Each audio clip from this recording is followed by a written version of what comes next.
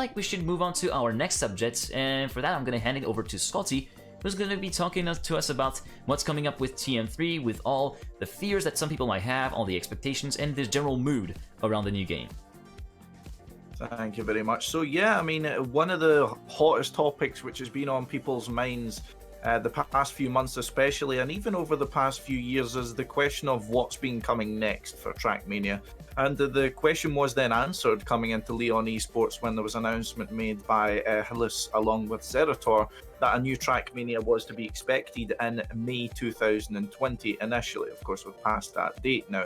Of course, the clips you can see on screen there were the first that we had then seen of the new Trackmania, and the first information we were then getting was all coming from the same announcement at Leon Esports. For any who were not familiar, it was going to be essentially a re-envisioning of the stadium environment, a kind of bringing it back up to date, so to speak, as of course our lovely Mania Planet game has been doing its rounds for quite some time now. I believe 2012, 2013 is when we were first seeing the early builds of TM2, so to speak, in Stadium.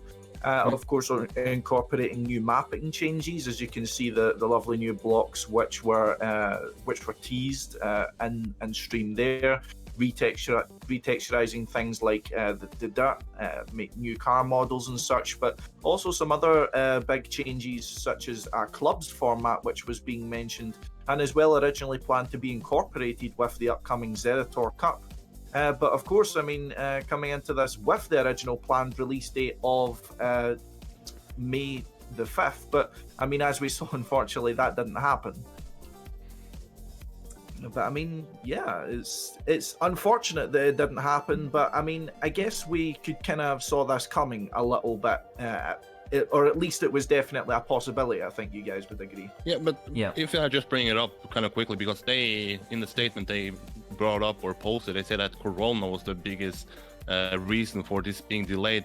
But do you think that Corona is actually the biggest reason or direct reason? I would actually say that if the Serati Trackmania Cup somewhat could have happened at June 13th, they would have been able to release it. So I think they use it as an excuse to just wait to get it closer to eventually when the Serati Cup is going to happen, to have more hype, because the Serati Trackmania Cup was their promotional tool. Nothing else besides that was announced. That how would they promote this new game? Well, it would be in front of 15,000 people in Paris. Now that's gone. Okay, so it's not a big deal if we delay it a little bit. What do you guys think about that? Do you think that Corona is actually the reason because the studio could not work together? Or do you think that maybe the Serati Cup is the main reason why they don't see it as that big of a reason to actually postpone the date? Well, I mean, going into this, I do agree with you in the sense of thinking it was a little bit of an excuse to use Corona for that. As if we look at it, when a lot of these places did actually end up shutting down, it's not really that much earlier than, and like I would be worried if they had that much work to do on the game by the time, you know, your lockdowns and such were imposed on places like this. I mean, I suppose Geek, you'll know more about the situation, at least in terms of France, for that. But I mean, the way I would see it, with the lack of promotional material outside the Leon Esports information, I mean, only just in the middle of April there did we actually get our first proper trailer. I mean, it was getting to the point coming into even mid-April where you could Google search, or you could YouTube search, a 2020 Trackmania trailer, and you wouldn't get it. There was no official trailer. One didn't exist. So it makes sense to certainly delay it, but I don't believe Corona's been the factor to then decide that delay. I think just with the Zerator Cup having its issues, it's allowed a little bit more breathing room for them to really polish up the game, as if they did have to release it on May 5th, which I believe is the original date, then I believe they could have. That wouldn't have necessarily been the issue, but there would have been some creases to definitely iron out. Yeah, for me, that's also the main feeling that I have. For me, even though coronavirus is a valid reason, it's not the only reason, in my opinion, why it was delayed. It was of course, the lockdown being enforced with all the restrictions, with the events gathering more than 1,000 people being cancelled. and also the all the festivals and big gatherings being cancelled until September now. That's in my end played a hand into the team's decision to actually postpone the game. Of course, that's the way I interpret it. And in terms of actually working with the work from lockdown, I feel like even though they said they can get to some degrees of efficiency, I can relate to that, even though I never really had to work from home in past endeavors as a web developer student. But yeah, for me, it's coronavirus has a little bit, only has a little bit of a role in that, but as like the final straw. But yeah, I feel like the cancellation of the ZRT, I totally agree with you on that point, Scotty, has allowed us to actually say, all right, this time maybe we can finally get a rather somewhat finished product out on July 1st, and we rather do that than potentially try to meet a deadline by May 5th, which could potentially see, for example, for instance, let's take the hypothetical clubs feature that would not be implemented. And whilst it's actually a big promoted aspect of the game, that would be completely catastrophic, wouldn't it? So I feel like it's not, again, as I said, as you said, Zerator Cup is maybe the main reason with Corona playing the final straw factor.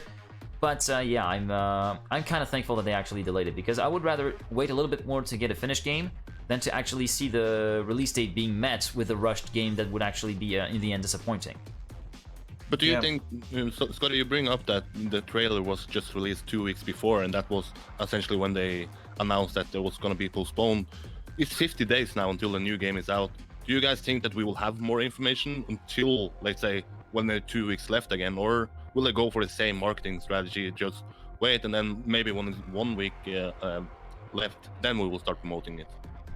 Well, I don't know if you can call that a marketing strategy if you look at it that way, but I mean, I suppose I wouldn't necessarily say the calling card in the way it's been a good thing, but historically there's always been issues between the community and Nadeo in terms of communication and what's happening, what can be expected, what's coming up and things like that. And often it seems to be for a lot of their big projects, even to people who that may directly affect, they don't know.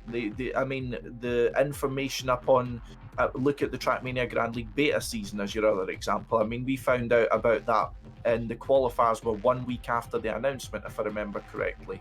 And of course, in terms of this, is exactly Eirik was saying there, the only time we knew about a delay was 2 weeks before the event was coming out, and that was the only time the game had been officially announced, at least in some sort of format of which people could, promote, some sort of trailer, some sort of, lovely articles. It was one of the only times that was actually done in English as well. So it went to show that there was a lot of things still left to be done in that kind of sides of things for me.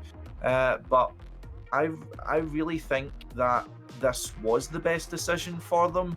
I'm just interested to see if the communication is exactly you're kind of asking there, if the communication does kind of pick up a little bit, but I'm not hopeful. I mean, I've personally reached out through the private forums they've opened with some beta testers and things like that to try and seek new information, because of course the initial deadline has passed, we are still within 2 months of the game coming out, and we really don't have any idea what the club's feature will actually entail. We really don't have any idea about a great deal of the features other than what they've shown us in the initial gameplay reveal, which was simply showing kind of block changes, model changes and things like that, which I think is going to be a big point of contention for a lot of people in the scene, as there's one thing which has been the question on everyone's lips with the new Trackmania getting released, is the price point. And it's going to be very interesting to see how that does develop once people find out what the price point is, and once we find out what kind of work has went into the game to justify whatever price point they do actually come out with. But I mean, if you guys would at least agree with me, I think that's definitely been one of the issues that a lot of people in the community have at least been speaking quite a lot about. Yeah, that's the main big issue. Yeah, pricing and availability is essentially. I mentioned availability because in the trailer that was released a few weeks ago, before and at the same time that they announced the delay of the game, it was mentioned that the game will only be released on Uplay and on Epic Game Store. Now, no mention of Steam anywhere. And that actually irked some people who have some kind of reluctance, for instance, to the Epic Game Store. That's a bit of a personal preference, of course, and no matter the platform, people who are actually diehard fans of the game or just want to try the game, they're going to be able to pick it up. And you mentioned the clubs feature. That's actually something that I really wanted to mention because, for instance, how do we are being talked about the clubs feature as the main way to connect, for instance, teams with their fan base, to actually be able to have a little club that they can actually be part of and actually take part in race events and whatever and whatnot. But how does it actually work? What can a club leader do? How does one create a club? How does one administrate a club on a daily basis? And the same goes for like tournament stuff. I mean, we do get like a big tournaments button in the online stuff, in the online menu, but it's basically doesn't really tell much. Like, of course, the big competitions are there, but what about the competitions that community members organize? Are we still gonna have dedicated servers, for instance, or are we gonna move to a more centralized stuff like we did in TM Turbo? I surely hope not. How does one register a competition that is organized so that it is actually promoted in the game to actually attract players? See, there's a whole conundrum with the refactoring and sort of remodeling of the features in the game and the addition of new features that we don't have any information about. And you said you weren't hopeful, Scottie, about the communication side. I'm not that hopeful either, although I really like to hope that communication at Nadeo starts to pick up and maybe we can get dev blogs. We're not asking for like maybe daily reports of what the work has been going on. We're not asking for like deep delve, technical delves, for instance, like in the same way that an emulator, like emulator teams do with the changelogs and whatever. We're just asking for, I'd say, for maybe a bi-weekly report of the advancement of the features and have a little sneak preview of what each feature is about and what the game enables you to do with said feature. I feel like that would be a reasonable communication strategy to actually reassure people about the new game and get them to better transition over to the new license when it hits on July 1st, then rather than actually announce it in fanfare like, yay, we are releasing a new game, it's coming 1 week away, and no drop of info, and people are like, what, really? So yeah, for me it would be better to actually progressively give people breadcrumbs of information, more breadcrumbs than have actually been given so far, to actually ease the transition up rather than alienate the entirety of the potential TM2 community that would refuse to transition if something would not have been their way on the new game. If you have, I posted on Twitter once there was like 2 weeks or 3 weeks left. If anybody who was part of the beta or alpha process could talk to me about something, but they are apparently signing some sort of contract, they cannot speak with me. So then I reached out to Ubisoft and see if I can talk with anybody there. I think I had to go through some sort of communication director there, but in the end I might actually get Hylas back on some sort of podcast, some sort of interview. If you guys could ask one question or two questions, what would that question be to Hylas? What is the most important information? Is it the price? Is it the club mode? What would the one question be? That's a hard one. I mean, yeah, exactly. If I was to say that, yeah, I would want to see, you know, what new ideas are they actually coming into the game with? Because Trackmania, well, this new release is essentially, I mean, it's a remastering, a reskinning of Stadium, whichever way you want to look at it. What new ideas are they going to bring to Stadium? How are they going to refresh? How are they going to reinvent Stadium to a point where it's going to be worth whatever price point they throw at it? As unless it's essentially a similar or same price point as the likes of Stadium was when it released, then really I wouldn't. I could understand that. I mean, Stadium, if I remember correctly, was around between 15 to 20 euros when it got released initially. So, I mean, do they have plans there? Say if they're wanting to do it for 30 euros or something like that. What kind of framework, what kind of improvements, what kind of new features can we expect that will say to someone who has paid 15 to 20 euros for Trackmania 2 Stadium, what am I getting for this money which I cannot get in Trackmania 2 Stadium? Or what? Because of course, with a very well spread community, what can I not get as well from Trackmania Nations or Trackmania Unite? You know, that's what I'd be very interested to know. What new are they going to give us which they have not given us before. Yeah, I do actually join that opinion on what potentially the roadmap is for the game, because they said in the reveal at LES that it will be the only game that they will be working on in the future. Of course, Mania Planet is still going to get updated and whatnot, but this is going to be the main game that they're going to be focusing on, updating it with content regularly, with regular seasons, campaign seasons, etc. And there's potentially one thing that I would love to actually take a look at. And that is from the spectator perspective. Now, I'm talking here from a caster perspective. This may be a little bit different depending on how you view things. Your mileage may vary, as we like to call it. But yeah, I would love to see what kind of new tools are actually at the disposal of the video director or the caster to actually be able to, for instance, better craft storytelling or better integrate visuals with the stream. For instance, having a having an API sending out the round scores in real time, so that it can actually be integrated in the stream and have a more having a bit more of a complete package that anyone can actually customize.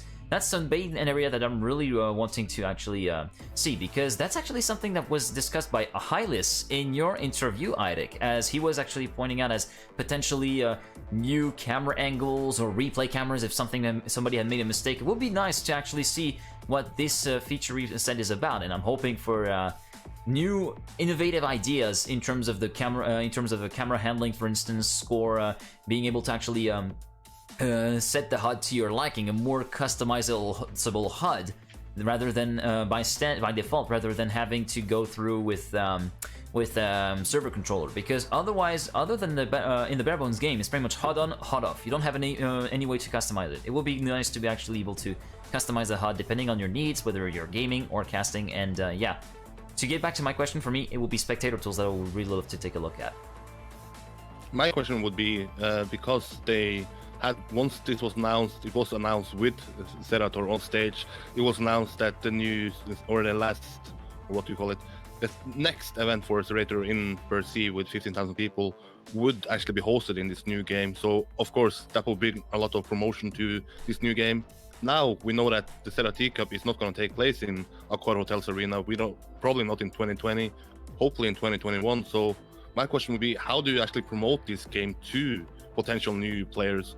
Are you just going to be like LES, where you announce it there because you know that the people who showed up at that arena are fans of Trackmania, so that's why you give them the information? Well, if so, then how are you going to actually reach out to other parts of the world outside France? Because at the moment, this game is just becoming more and more French. We can just go back and to another topic point about the Open Grand League. All the players that did well there were French speakers, and besides Alpi and Yannex were from France. So the next generation of Trackmania players. No, they're not from France, but they're actually speaking French. In fact, only Egir is the only one that is actually a non-French speaking player to actually be coming out in the top 8 and qualifying for the Combine. That's telling something. Yeah, so the next generation of competitive players, once the likes of Kappa, Carl Jr., Spam, Massa eventually will retire, then the next generation is going to be French players. So how will you use this new game to target new markets? That's something I'm looking into.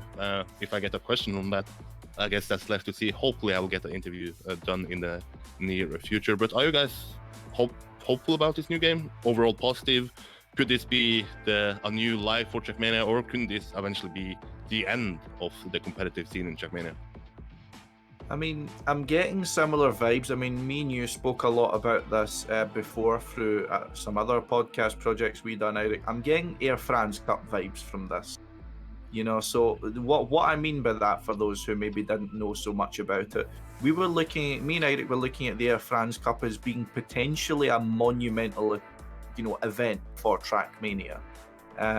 And this, I believe the release of Trackmania 3 would be a monumental event for Trackmania, but it can go very well or it can go very badly, completely depending on how they handle it, who they choose to focus their game at, how they choose to deal with their game, like exactly as Eirik was talking about there. If it just simply gets focused more along the way of which it's going, as into a French audience, a French speaking audience, then the game is going to develop to being more French-centric, if I kind of make up a word there, so to speak.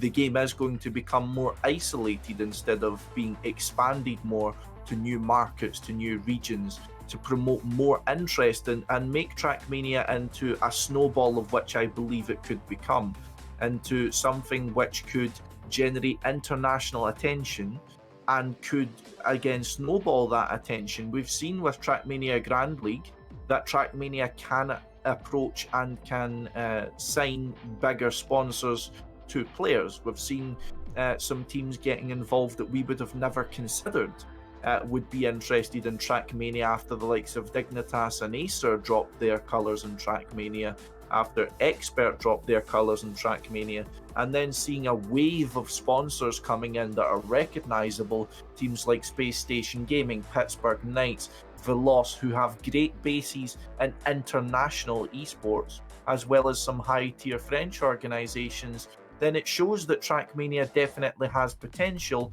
but it needs to be pushed in the right direction for that potential to be realised. Through the history of how things have been handled in Trackmania, I am hesitant and I'm very concerned about it, but I would like to believe that they are individuals that are capable of seeing what we see as well, and it's not just simply because, I mean, you can always sit on the outside and think to yourself, I would be able to do this better. I'm sure they have thought the same kind of things we are thinking, and I'd like to think there's a bigger picture that maybe, for example, I'm not seeing, but I'm hesitant and I'm anxious, but I'm still hopeful, to at least directly answer your question. To be fair, I'm gonna speak, of course, from a. I'm not gonna be taking a from someone who's inside the competitive scene. I've been there for less time. I'm more of a basic. Some people call it a basic B perspective, as more of a player. Of course, whenever a new game comes out or something from a license that I love comes out and is announced, I'm really excited to play it.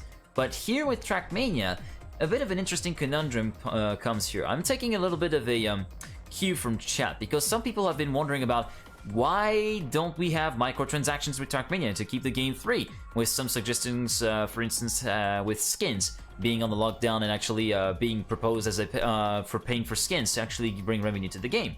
Well, that would be a good idea, but Trackmania is pretty much is also a real content powerhouse that has been for free pretty much since the beginning. Well, since the beginning of Nations, if we want to be precise. But yeah, it's really one of these those games that is so content focused, especially on the skin department, that I feel like trying to bring a dramatic shift to the way that we see how we have to acquire skins. If we shift from a model where most skins are available on Mania Park with a few select skinners providing high quality work with paid via payments, and then shifting from that for a fully locked down stuff with curated skins only available through Nadeo and incompatible with stuff from available for free from Mania Park, it feels like we're losing an entire pane of creativity on behalf of the entire community right there. Skinning has a really huge community behind it that I do not want to lose. That's more of a specific stuff.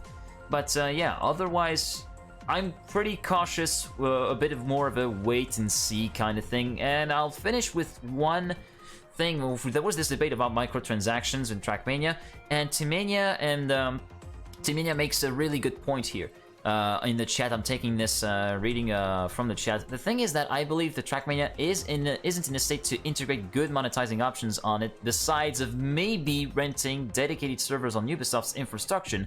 Sure, but even then, that the game can't rely on it. So keeping the buy the game philosophy with keeping the same content connection as it is now would be at the moment the only possible way and good way of doing it, even if it may suffer from less players. What's your view on this particular point from Trackmania in terms of monetization model? Of course, that goes back to the pricing thing, but I wanted to have your view on that before moving on to the third and final subject.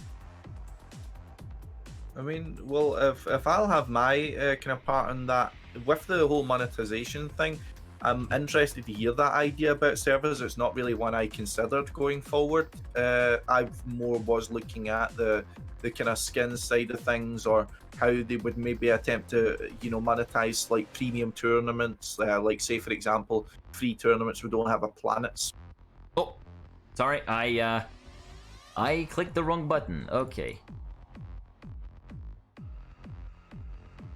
Okay, we're back. Sorry, that was a Episode one, wrong boys. click. Episode one. Remember, Yeah, and I completely good. affected. Window capture got broken. Really sorry. That's the joys of experimenting with new concept. Bullshit. Absolute bullshit. Okay, just let me recapture the picture here. So hold on a second. If I'm able Well, to. I can continue while you're sorting out things on Just your end then, continue. Just continue with your points. Sure. So what I was saying is just basically I believe the monetization structure could be interesting in terms of, you know, say for example free tournaments with like say a planets prize, and then premium tournaments where they implement say a weekly cash prize or something like that, involving people having to, you know, like say a buy-in or something like that.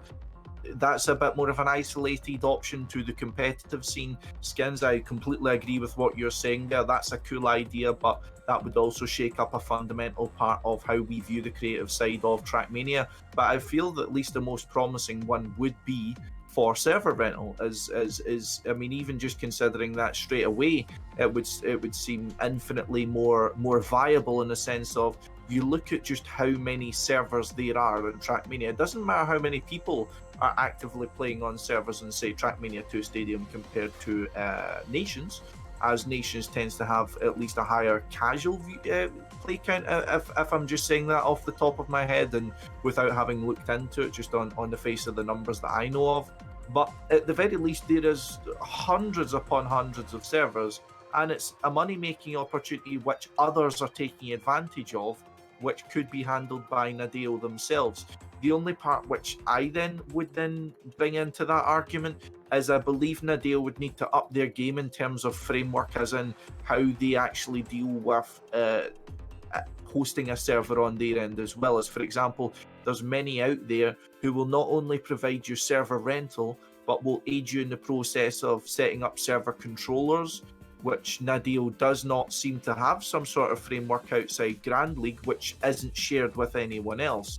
If you're just to load up a base server, if you had the possibility of renting one from Nadeo directly, you've got next to no tools there to allow you to say make any events out of it, to even track what's happening in the server itself, like locals and deady times and things like that. I mean, we get the very bare bones of it, so I think they need to bring a lot more tools to the table in order for us, and even in the skinning department, they need to bring more to us to encourage people to invest in the game. Which goes back to my earlier argument. If they do end up going for a higher price point, they need to justify it. If they're wanting us to spend money on the game through microtransactions for servers, they need to justify it. If they want us to buy in for tournaments, if they want us to pay for skins, they need to justify it with high quality content. But with the lack of communication we're getting at the moment, we really have no idea what we're going to get for the money we're going to be paying. Yeah, exactly what Scottie said there in the end. If you want to suddenly pay for or ask people to pay for something that they normally didn't pay for, like skins or something like that, then you need to add something extra, or else I guess the more people will just stick in Trackmania Nations forever or stick to Trackmania 2 Stadium. So good point there from the Scottish guy. Sometimes he speaks some clever words. Yeah. When it's not a side bet. Yeah, well, I